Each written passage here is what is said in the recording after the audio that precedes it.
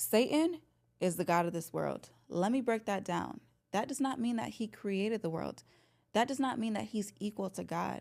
What it means is that he currently has influence over the systems, the culture, and the thinking of this world.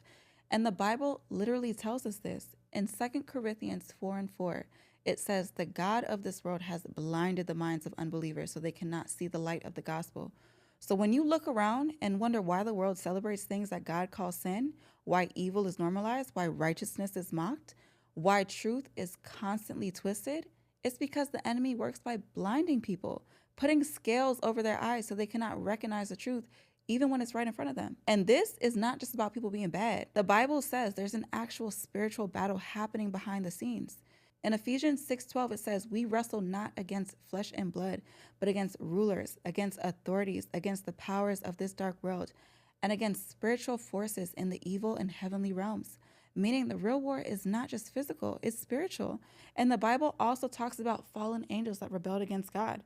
In Revelations 12:9, it says, "Satan was cast down to the earth along with the angels that followed him."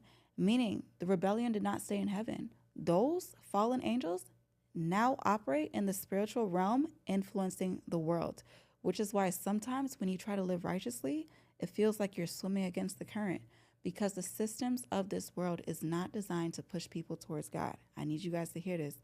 It's designed to distract them, to confuse them, to keep them spiritually asleep. That's why Jesus said in Matthew 7:13, "Wide is the gate and broad is the road that leads to destruction, and many enter through it," aka hell.